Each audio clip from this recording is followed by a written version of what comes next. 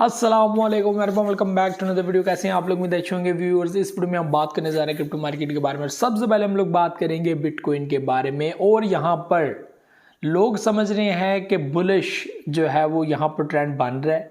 उसके बाद कुछ लोग कह रहे हैं कि सेलिंग भी हो सकती है। तो ये चीज़ आप लोगों को इस वीडियो के अंदर मैं क्लियर करूँगा। इस वक्त सिचुएशन ओरिजिनली है क्या, ठीक है जी, ये आप लोगों से शेयर करना है। और आप लोगों को ये भी चीज़ पता होनी चाहिए कि यहाँ पर मंथली कैंडल क्लोज होने जा रही है। तो मंथली कैंडल की जो क्लोजिंग है ये हैरान कुन हो सकती है। ये बात अपने माइंड में बिठा लीजिएगा। बात करते हैं बाकी कॉइन्स के बारे में भी। सोलाना इस वक्त 175 के ऊपर ट्रेड कर रहा है जी, ठीक है जी। उसके अलावा शिबा इनू की बात करें तो वो यहाँ पे हैरानगी का मुजाहरा कर रहा है। 28 की पोजीशन में आ चुका है भाई साहब 40 के साथ। और यहाँ पर उसके अंदर इतना डाउनफॉल नहीं आया, अभी जो है वो वापस बुलिश की तरफ जो है वो बढ़ चुका है।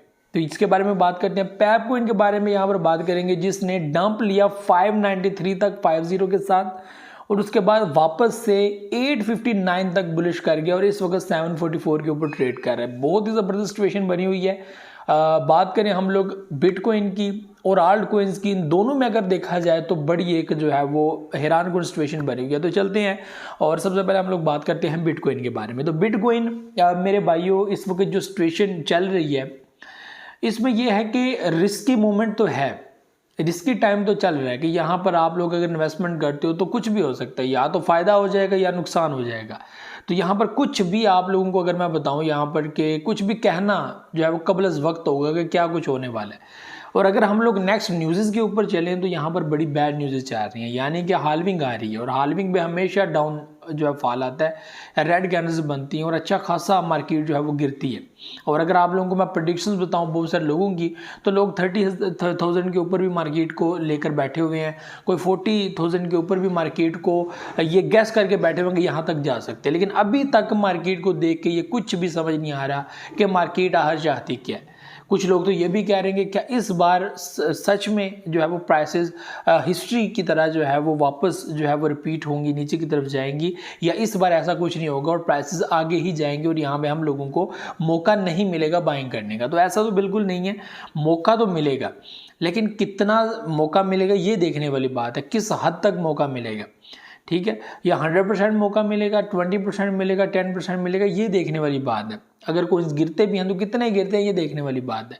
यहाँ पर मंथली कैंडल कहाँ पे क्लोजिंग होती है ये देखने वाली बात है। अभी मैं आपको बता दूं हमारे पास जो है वो 67, 500, 700 ये हमारे पास एक रेजिस्टेंस जो है वो एक ब्लॉक है, ठीक है।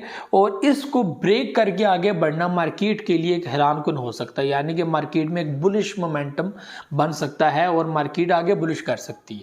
तो ये हमारे पास एक रेजिस्टेंस पॉइंट है। अगर हम लोग देखेंगे प्राइसेस जो नीचे की तरफ जा रहे हैं, जो 63 के ऊपर हम लोगों ने देखा, 64 के अंदर देखा, और जिस तरह आल्ट कोइंस के अंदर भी एक गिरावट देखी है, तो इसी तरह जो है वो लग रहा था कि अब जो है वो यहाँ पर थोड़ा सा बुलिश है। आपको याद भी होगा मैंने जो लास्ट वीडियो बनाई जिसमें मैंने बोला था कि ऐसा हो सकता है कि प्राइसेस वापस जो है वो 66, 67 तक ले जाए, और वही हुआ कि प्राइसेस जंप हुई आगे की तरफ, ठीक है। शिबा इनू को 24, 23 के ऊपर था। मैंने ये भी बोला था कि अगर यहाँ पर जो है वो ऐसा हो सकता है कि अगर पब्लिक ने सोचा कि प्राइसेस नीचे जा रही हैं और यहाँ पर जो वेल्स हैं या टाइकोन है वो प्राइसेस को जंप भी करवा सकते हैं, प्राइसेस 27 तक जा सकते हैं, 28 तक जा सकते हैं। तो इस वक्त आप लोग देख सकते हैं कि सेम उसी पोजीशन के अंदर जो है वो आगे ठहरी हुई हैं।